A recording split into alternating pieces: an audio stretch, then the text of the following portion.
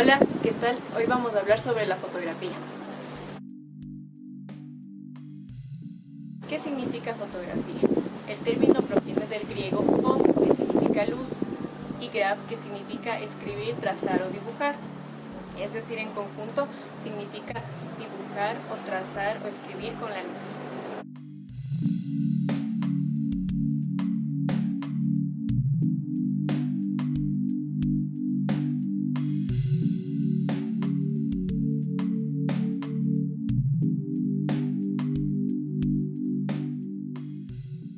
¿Qué es la fotografía? Es un arte y una técnica que se usa a la vez para capturar imágenes gracias al buen manejo de la luz.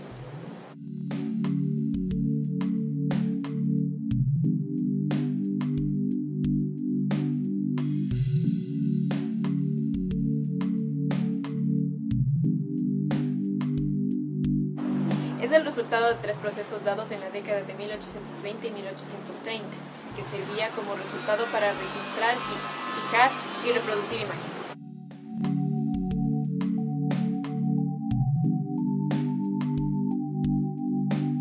La primera fotografía registrada con una cámara fue una imagen única y permanente realizada mediante una cámara oscura.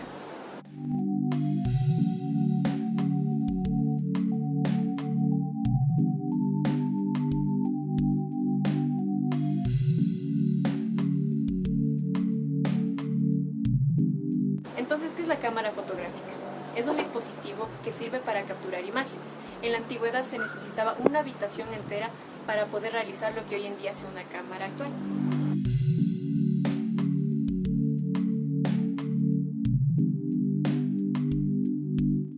¿Cuándo se crea? En 1826, de la mano de Joseph Nicephore Niepce, utilizando una cámara hecha de madera fabricada por Charles y Vincent Chevalier en París.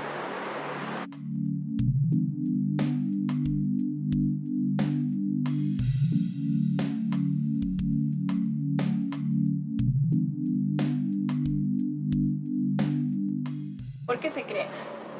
Para poder capturar instantáneas de momentos, en vez de tener que dibujarlas como se hacía antiguamente.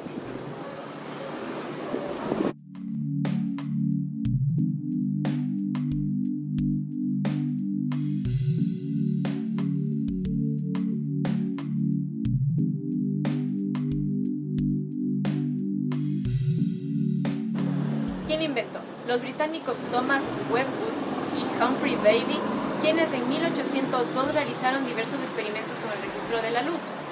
Los descubrimientos que dieron pie al nacimiento de la fotografía como tal llegaron más tarde de la mano del inventor francés Joseph Nicephore Niepce, que habíamos nombrado anteriormente.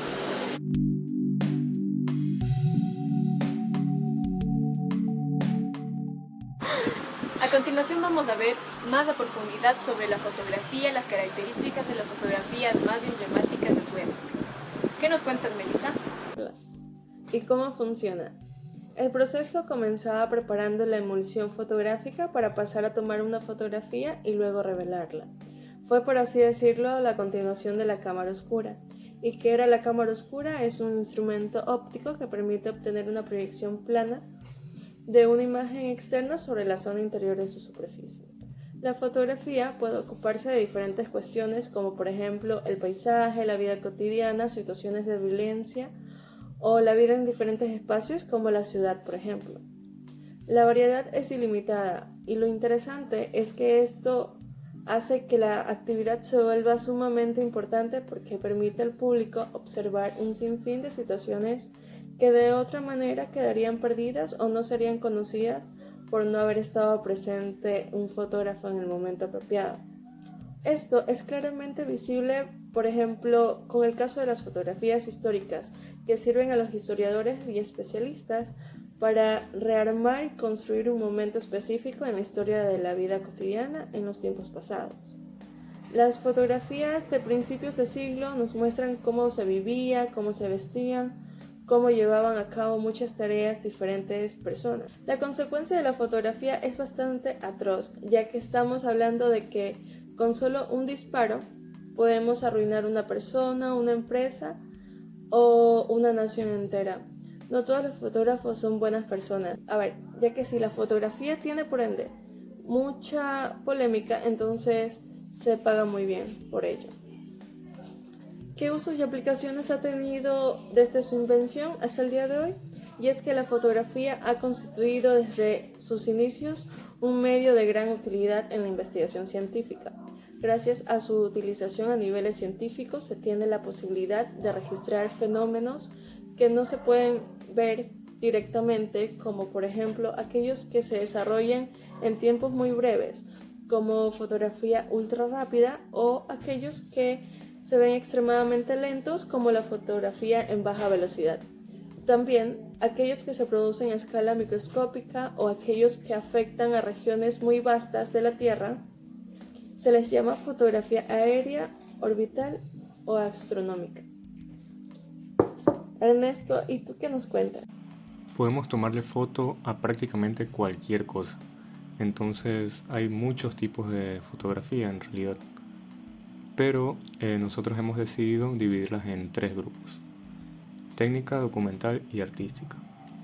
Vale destacar que la fotografía, más que un arte, es una técnica. Y con esta técnica pues obviamente se puede hacer arte.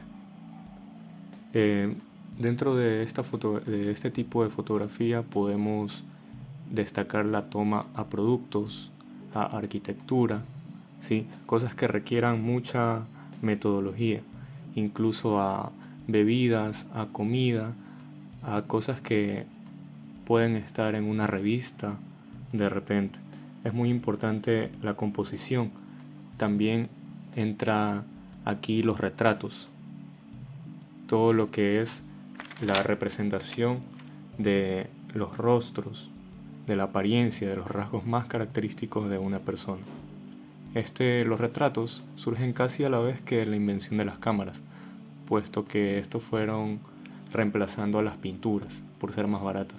Estas 2 fotografías son de Joel Santos, un reconocido retratista, y estas últimas 2 son de Louis Hine.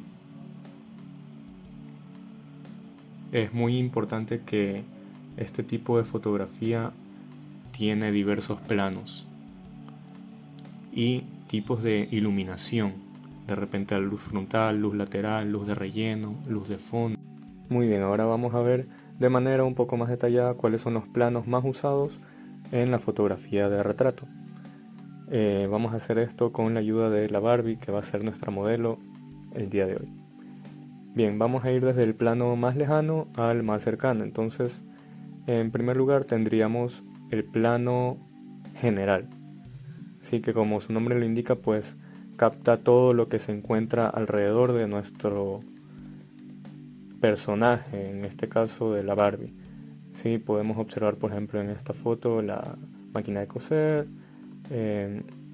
Por ahí hay una muñeca más pequeña, detrás una estantería. Bueno, luego tenemos el plano entero, que como su nombre lo indica, pues capta toda la figura de nuestra modelo, dejando un pequeño espacio arriba de la cabeza y debajo de los pies.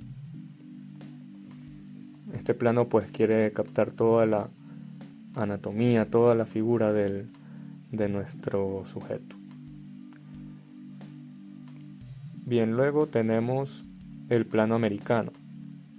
Este plano se lo puede tomar tomando como punto de partida las rodillas hacia arriba, ¿sí? Un poco más arriba, un poco más abajo, tal vez a esa altura. Este plano nació en las películas del Far West estadounidense, donde pues se quería mostrar las armas, las pistolas que llevaban los personajes pues de esas películas, ya sean delincuentes, vaqueros, bueno.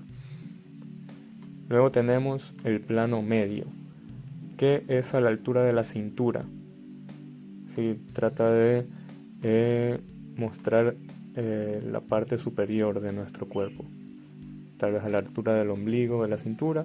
Y tenemos también el plano medio corto, que es a la altura del busto. ¿Sí? Este plano pues es muy usado también en las esculturas para retratar a personajes, ¿no? Aquí tenemos las dos. Bien, a continuación los planos más cercanos y enfocados más en el rostro. Tenemos pues el primer plano o plano corto, que justamente es a la altura de los hombros, un poco más abajo de los hombros.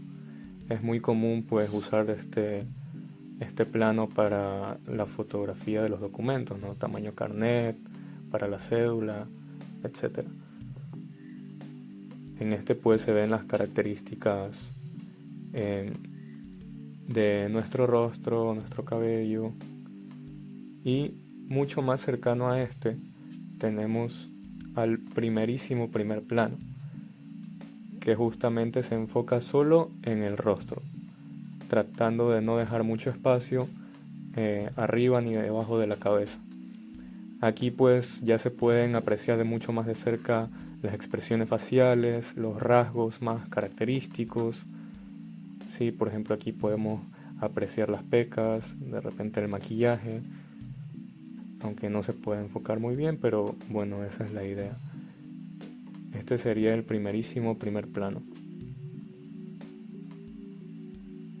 Ahí está. Se puede apreciar mucho más de cerca los detalles faciales. Y por último tenemos un plano que no está tanto enfocado en nuestro personaje, sino más bien en objetos o detalles que no sean tan apreciables a simple vista. Por ejemplo, el celular. No estamos enfocando justamente el celular más de cerca. También podemos tratar de enfocar las sandalias, a pesar de que, bueno, la cámara no me beneficia mucho, pero ahí tenemos el plano detalle, ¿sí? Justamente tratando de resaltar estos objetos por alguna razón, ¿no? La fotografía documental es la que registra e informa diversos aspectos de la vida. Es la que pone en evidencia la realidad. Aquí tenemos un ejemplo de fotografía costumbrista que muestra las costumbres, las rutinas. Aquí otro de fotografía callejera. Esta de aquí es la primera fotografía de la historia. Fue tomada en 1826 y requirió de 8 horas de exposición. Esta fotografía usó una cámara oscura y una técnica, bueno, un poco difícil de explicar, así que los invito a que investiguen un poco más sobre esto. Pero esta es la primera fotografía. Aquí nace la fotografía de paisaje. La anterior era desde una ventana, por lo que podría considerarse paisaje. La de paisaje es un tipo de fotografía muy complicada porque hay que tener en cuenta la luz, la hora, el foco de atención, que todos los elementos destaquen. Y bueno, está muy ligada a la naturaleza. También tenemos la fotografía aérea, que en los últimos años ha evolucionado mucho gracias al uso de drones, lo que facilita pues que se dé este tipo de fotografía. Aquí también entra la fotografía marina o fotografía submarina, que también es muy compleja, pero más que todo es muy costosa, ya que requiere de equipos de buceo, de cámaras especiales, y además hay que tomar en cuenta que el color cambia dependiendo de cuán inmerso esté la cámara.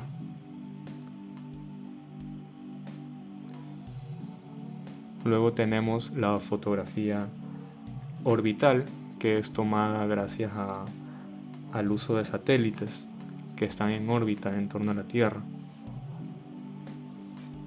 Luego de esto tenemos también la fotografía, la fotomacrografía, que es la representación de objetos muy pequeños que parecen que son más grandes. Y este último es de fotomicrografía, que son de objetos mucho más pequeños, casi invisibles al ojo humano. Se usan microscopios o cámaras con lentes muy especiales para poder captar esto. Estas últimas Estos últimos tipos de fotografía son muy utilizados en lo que se llama la fotografía científica, que es la que pone en evidencia y guarda constancia de los avances científicos, de los experimentos. Y también tenemos la fotografía de deportes, que bueno, no hay mucho que explicar aquí, es como el nombre lo dice, la fotografía de juegos. Este es un ejemplo de fotoperiodismo que más que un tipo de fotografía se considera un género del periodismo, un subgénero del periodismo. Este fotógrafo, Jacob Riis, fue uno de los pioneros en la fotografía documental junto a Louis Hine, quienes, mejor dicho, sentaron las bases de la fotografía documental. Podemos ver que estas obras dan como mucho de qué pensar, promueven la conciencia social.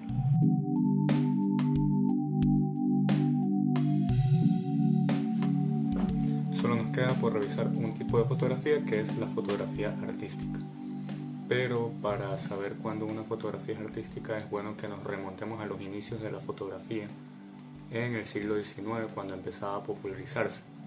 Los fotógrafos pioneros como Daguerre, Octavius Hill, Nadar, antes habían sido pintores y decidieron dedicarse a la fotografía porque se estaba haciendo más popular y como era más barato la gente tendía a usarla más. Incluso Paul Delaroche llegó a vaticinar la muerte de la pintura con la llegada de la fotografía. Creyó que la pintura pues ya no iba a servir para nada porque la fotografía iba a reemplazar este arte. Sin embargo, Charles Baudelaire en 1859 dijo que los primeros fotógrafos habían sido pintores fallidos, gente que no tenía talento y que pues se había apoyado en la fotografía.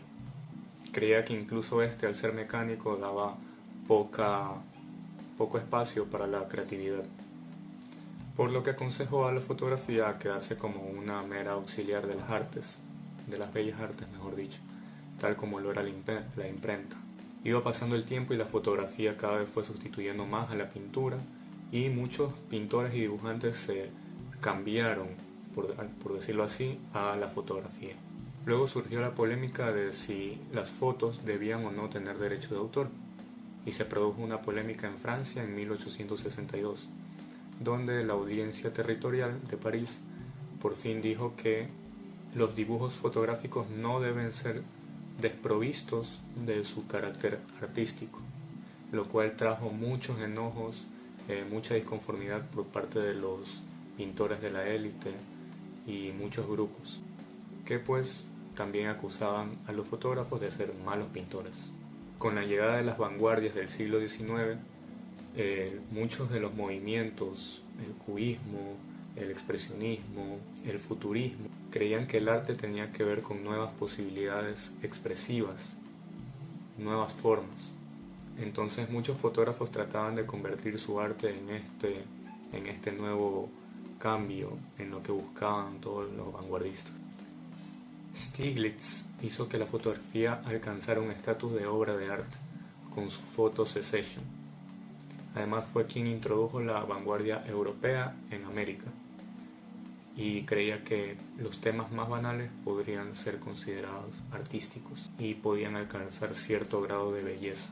También el dadaísmo y el surrealismo otorgaban a la fotografía una gran importancia porque creían que era un lenguaje puente entre la realidad y sus fantasmas, y cada vez iban naciendo más grupos de vanguardia y las fronteras de lo que se consideraba arte se fueron difuminando. Entonces la fotografía también pasó a ser más que un medio técnico, mecánico, pasó a ser un medio artístico.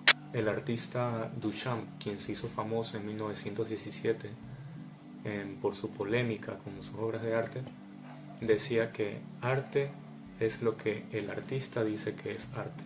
Y esta frase le complementa con un interrogante que dice: ¿es posible hacer obras que no sean artísticas? Walter Benjamin en 1931, en un ensayo que publicó, dijo que la fotografía y el cine hacían surgir un nuevo lenguaje artístico vinculado a sus posibilidades técnicas.